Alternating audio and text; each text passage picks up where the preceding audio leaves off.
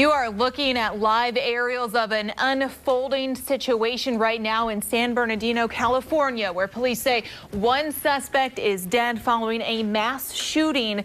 We'll update you with the latest.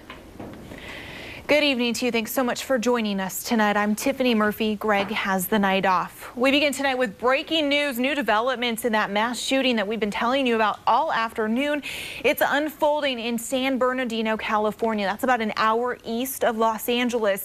Here's what we know right now. Police are at a scene. They are saying one suspect is dead, and they are searching for possibly two others in that shooting that has killed at least 14, while 14 others were wounded. There are reports of a current standoff situation involving two others, but police right now calling it a very active scene without describing specific information about is what happening. Again, you're looking at live video from CNN. Police in San Bernardino, California say one suspect in the mass shooting that happened earlier today just before lunchtime.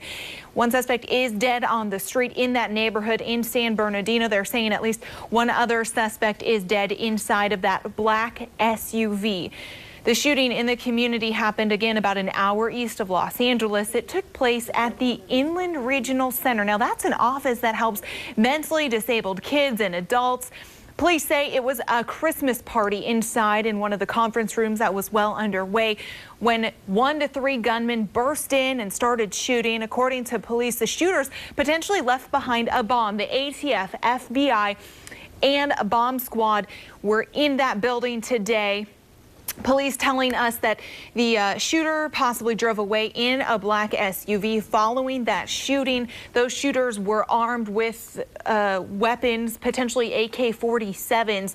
Officers and a SWAT team descended on this area in the neighborhood, and this is the very latest again that you're seeing unfolding in a neighborhood. Live aerials right now, San Bernardino, California.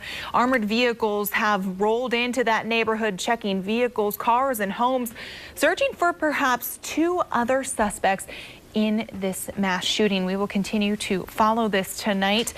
Mass shootings, like we've seen, have happened all across the country, and right here in Southeast Texas, we wanted to find out if local law enforcement agencies are prepared and how they do so to mass shootings. Now, SWAT team and police responded to a mass shooting back in March 2012 at the Jefferson County Courthouse, where one person died along with several others who were injured. And just this past Sunday in West Beaumont, the SWAT team descended on a neighborhood off of Griffin Boulevard for about 6 hours. A man there shot at police and then killed himself. Here to tell us more about how BPD trains for active shooting situations, KFDM's Haley Bull. Good evening, Haley. Hi, Tiffany. I'm here right now with Sergeant Cody Guidry and Lieutenant Kai Brown. We're seeing a lot more mass shootings across the country here in the past few months. Is Beaumont Police prepared to handle something like that? And how do you guys prepare for something like that? We're prepared. We continually train. We work together. It's all about being prepared. First and foremost, you want to go out and you want to reevaluate your training and keep it up and make sure that in the unlikely event that something like that horrific incident that occurred in California doesn't occur here. And we're just preparing the best that we can so that if something like that does occur, we'll be ready. And you guys talked a little bit about earlier, it's not just the SWAT team that's prepared, that's right? That's correct. Ever since the Columbine incident, 15 years ago, departments all over the country, and ours included, have instituted a active shooter in-service training that the department, usually each officer will go through about once every 2 years. And it's to help teach them, give them some of the tactics that we get as the SWAT team every day, give them some of the tactics where they can intervene immediately. Right, and how has, just this past weekend we saw a standoff situation where the SWAT team was deployed right here in Beaumont. How has that training impacted your guys' responses to local events? Well, again, the training is like we've talked about before. One that's trained, you're going to react to it and know what to do. So therefore, the time span is greatly reduced. If you're having to make it up as you go, then it's going to reduce your ability to save lives. So the training aspect is for each and every officer to be able to operate on his own, knows what he's supposed to do. That way the job gets done much quicker. Right, and as you guys are watching the continuing coverage on the events in California, what goes through your head as you're seeing that as an officer? It's horrible. You know, you don't want that to occur here, and I feel for everybody in California right now. You know, our thoughts and prayers are out to them, and hopefully they get these bad guys and they, you know, handle that situation. So, you know, there's going to be lessons learned. We'll even look at that. You know, we look at other events and things that have occurred across Texas. So, but like I said, it goes back to preparing and being ready. And for the viewers who are watching this, what do you want them to know about being prepared? Well, you know, we do offer a community response to active shooter course. You know, it's a detailed thing. We also do it's an on-site drill that can prepare people so that they kind of have an understanding of how they will react in that situation. Because, you know, if you don't think about it, you don't know how you're going to react. And so we just want people to get that message out that, you know, to think about it and be prepared and have a plan. Okay, thank you. And we'll, of course, keep you updated on air and online as the situation in California unfolds. Reporting live in Beaumont, Haley Buell, KFDM 6 News. Thanks for that update, Haley.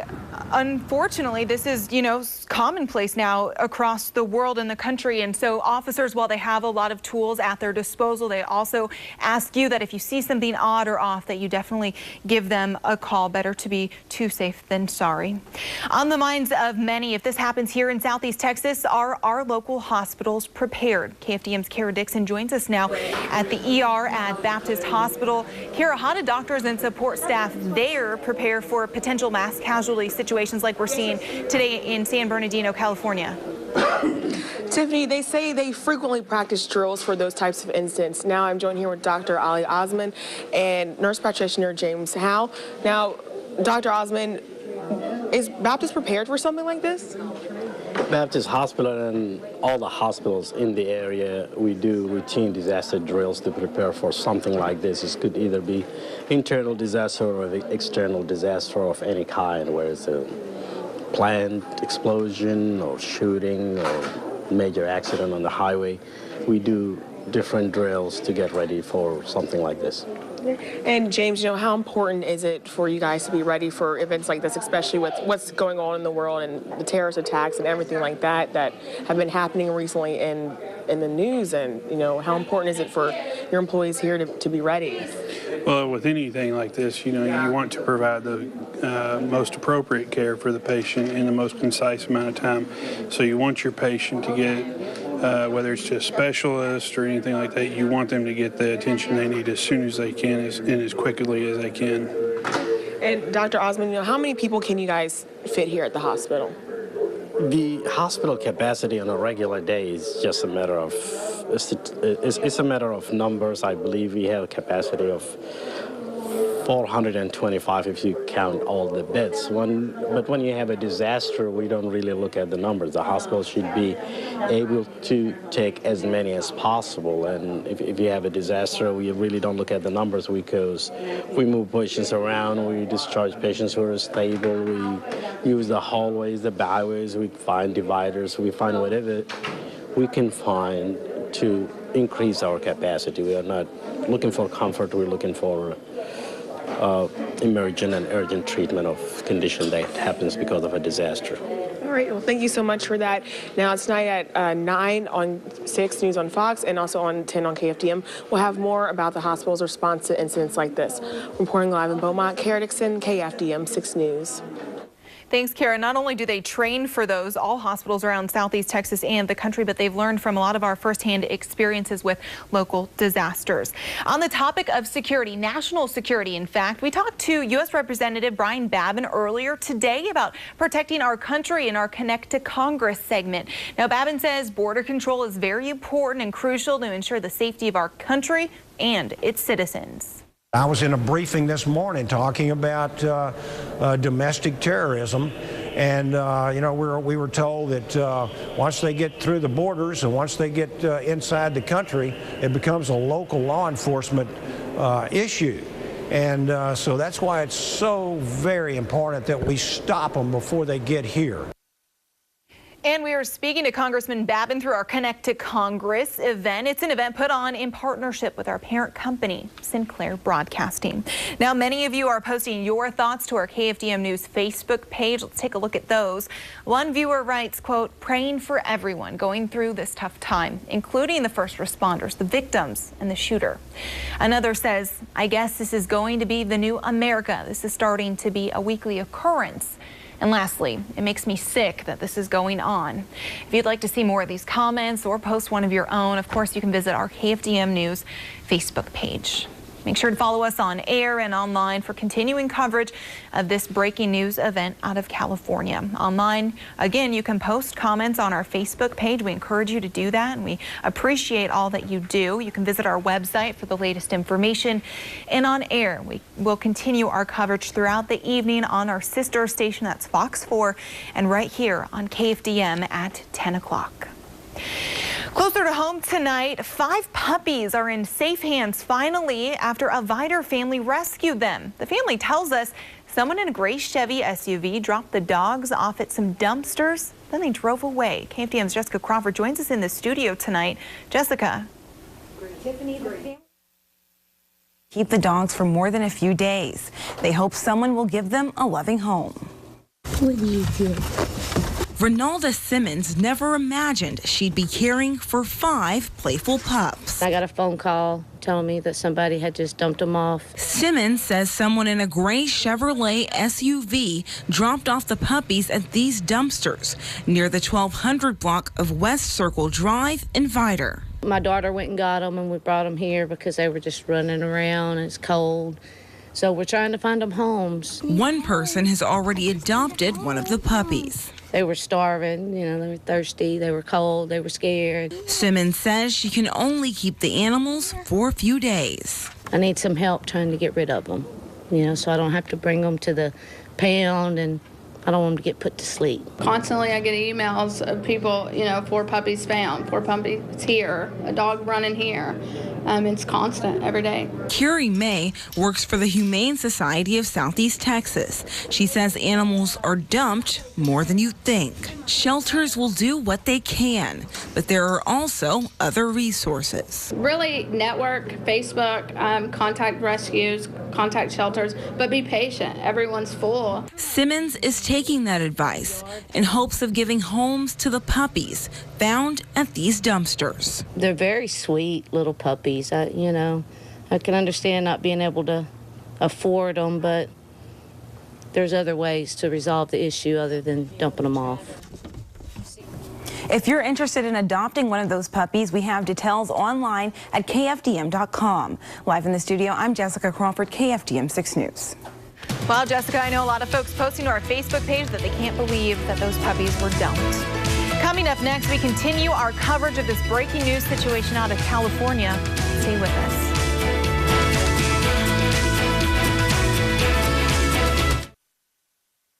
You are watching KFDM 6 News at 6 with Greg Kerr, Tiffany Murphy, featuring Jasmine Steins, Chief Meteorologist Greg Bostwick, and Mike Friedman Sports.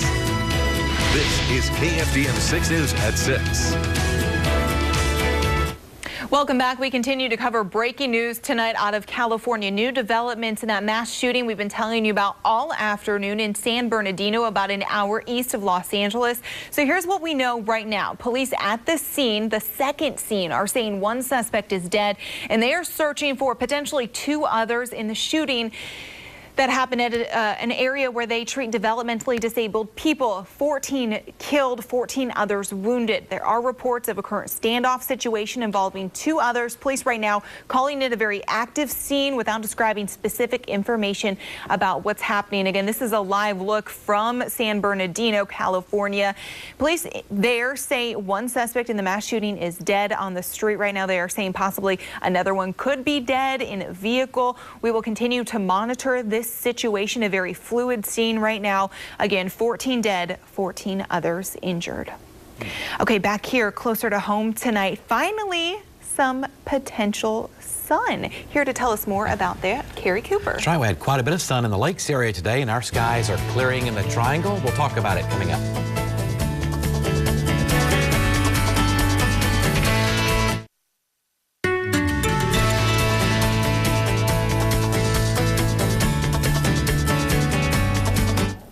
Well, temperatures across the region right now running in the low 50s. It's going to be a chilly night tonight. Skies are clearing.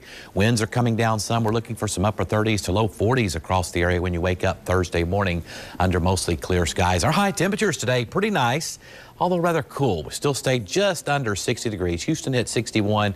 We were up near 60 this afternoon. We'll be near 60 again tomorrow and for the next few days with the cool weather in place. 30s and 40s across the northern plains, 60s and 70s in the south. Of course, radar's quiet. Nothing to show you on radar. That's great news. We need the dry weather, and it looks dry the next 5 to 7 days. That is wonderful news. We'll show you that on the 7-day forecast in just a moment. Marine forecast sees running 2 to 4 feet. We'll have north winds offshore up to 20 knots, water temperature 60 in the Gulf of Mexico. Lakes area tonight, clear skies and cold. Overnight low temperatures dropping into the upper 30s with north winds at 3 to 10. And for the Triangle, clear skies, cold temperatures overnight tonight. Overnight lows dropping to near 40, so a chilly start to your Thursday morning. And for your Thursday, lots of sunshine tomorrow for the lakes.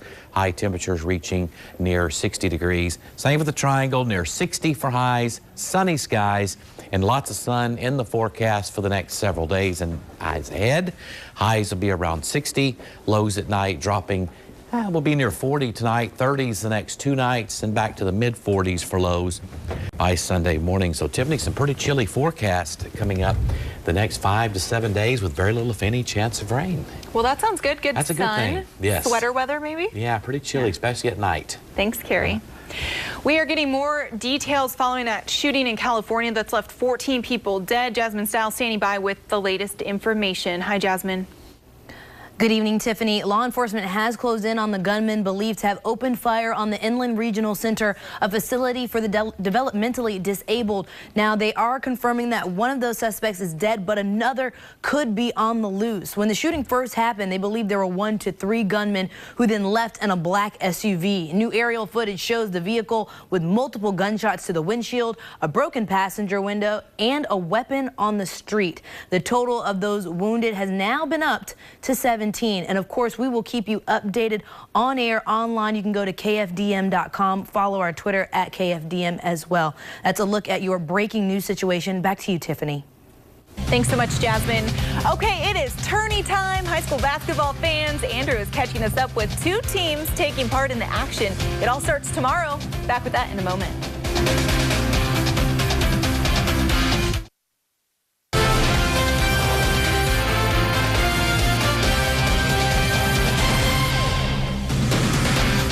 This weekend, a high school basketball fan's dream. Tournaments taking place all across Southeast Texas, including right here in Beaumont, where the YMBL BISD tournament is taking place. Last year's boys runner-ups, the Ozan Panthers, hoping to finish 1 spot higher on the podium this year. The Panthers riding momentum heading into tomorrow's first-round game after beating Westbrook last night. We're aware of the fact that last year was good. Last year was a good experience, but we got to be focused on this year and 1 game at a time. It's a chance for us to go out and play, at Lamar University, good atmosphere in our community, so that's always good. They get better and better every year, and you never know what you're going to see. You guys were so close last year to beating Central. How much motivation is that for the Panthers this season? It just gives us more pressure to push. Another team hoping to find success at a tournament this week, the Kelly Bulldogs. Kelly off to a hot start this season, a perfect 6-0. This week, though, a tough challenge, taking part in the Nederland Bulldog Classic. After winning the Westlake, Louisiana Holiday Classic last week, the Bulldogs would like to take home another tournament title this week. It'll be a nice test, too. And, there's no cupcakes unless they're in the concession counter. You guys have already beaten Nederland. I know this is their tournament. How much confidence does that give your team going into this thing? That's the way you start your year off, when you can beat a quality team, a well-coached team, then you start your year off right. That kind of was an impetus for what we're doing now. Cupcakes in the concession counter. Lamar men's basketball at home tonight. We'll have highlights at 10. Stay with us. We'll be right back.